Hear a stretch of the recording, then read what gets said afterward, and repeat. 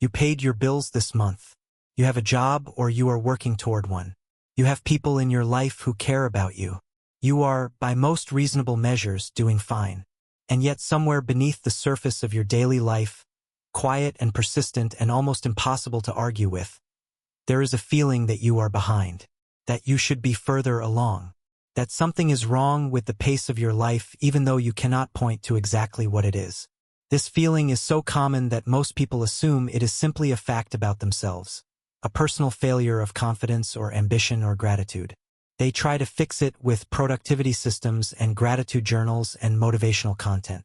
And the feeling remains, because the feeling is not coming from a deficit in your character. It is coming from a mechanism in your brain that is running the wrong calculation in the wrong environment, and understanding that mechanism is the only thing that actually changes your relationship with it. Start with what the feeling actually is.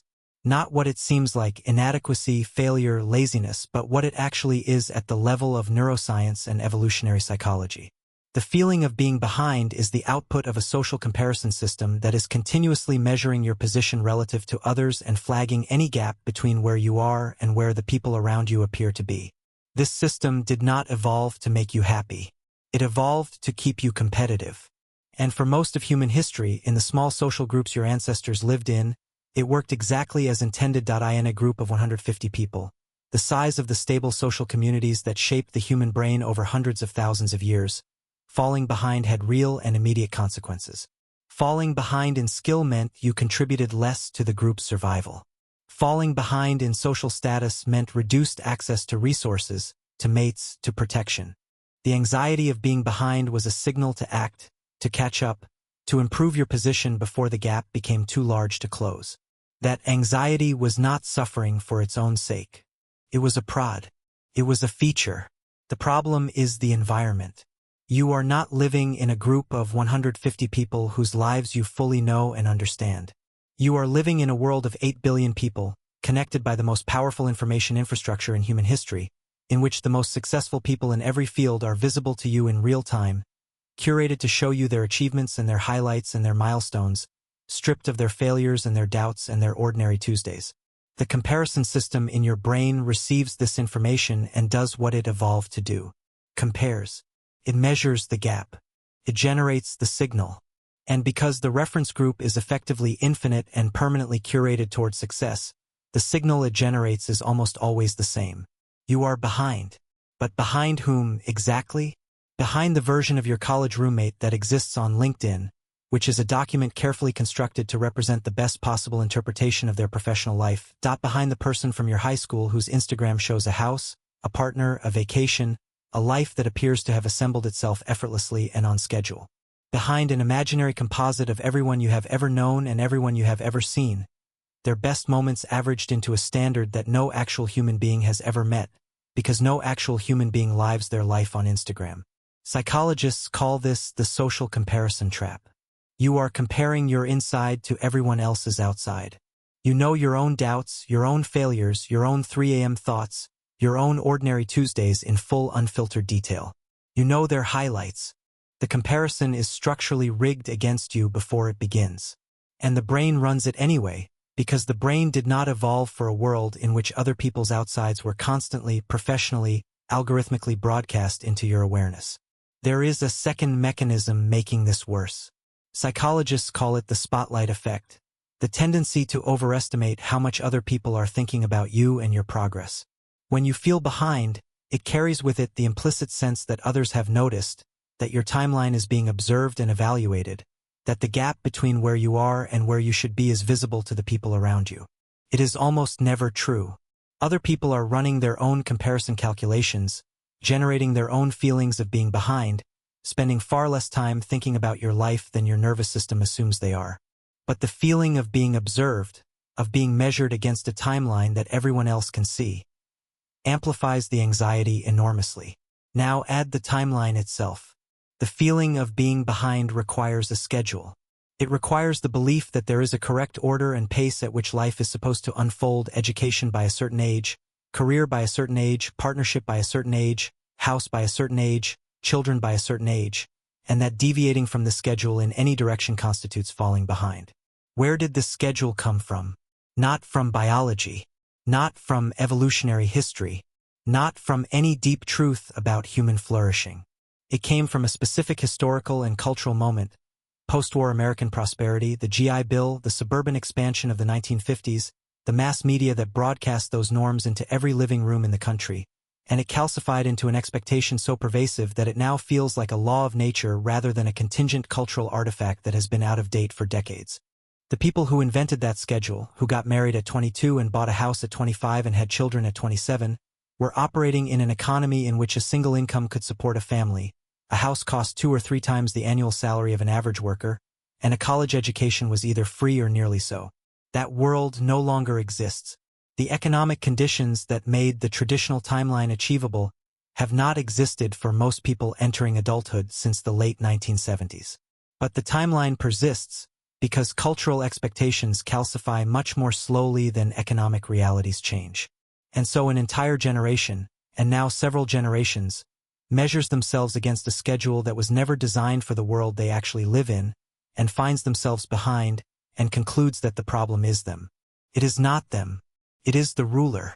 You are using the wrong measuring stick, calibrated to a world that no longer exists, applied to a life that is being lived in a radically different one. And the gap between the ruler and reality is not a measure of your failure.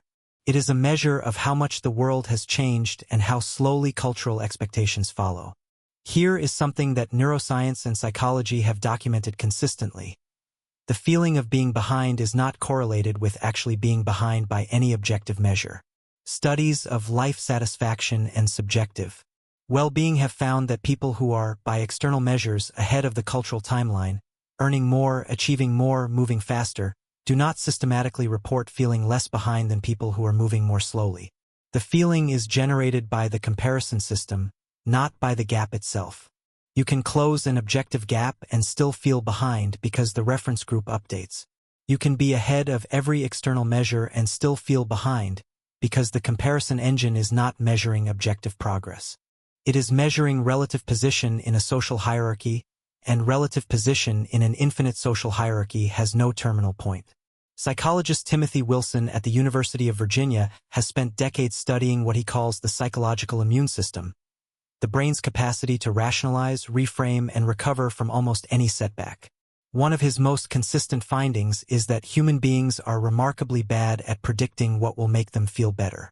They believe that achieving the next milestone, the job, the relationship, the house, the income level, will resolve the feeling of being behind. It almost never does, or it does so only briefly, because the milestone was never the source of the feeling.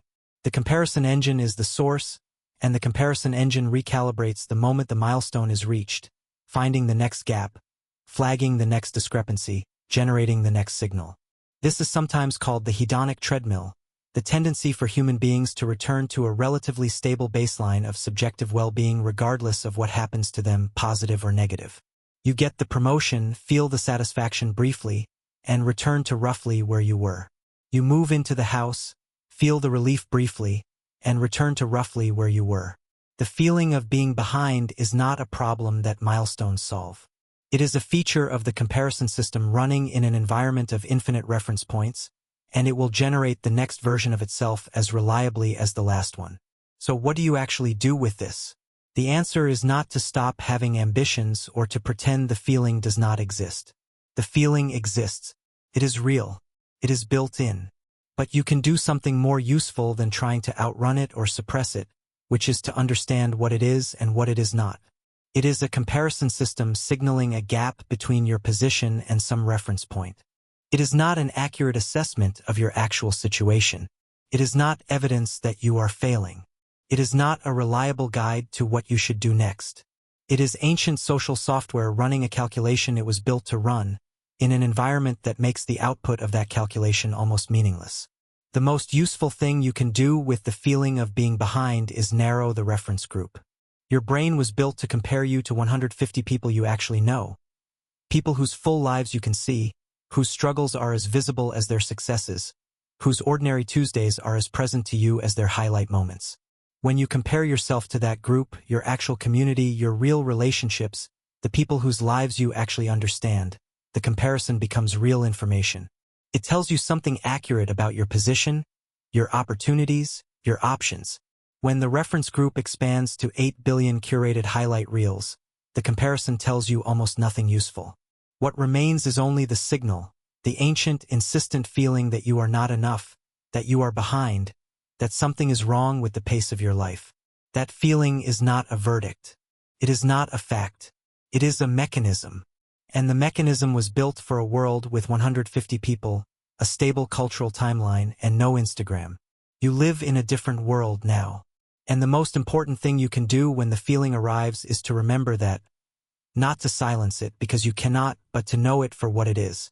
Old software, running hard, in the wrong environment, on a timeline that was never yours to begin with.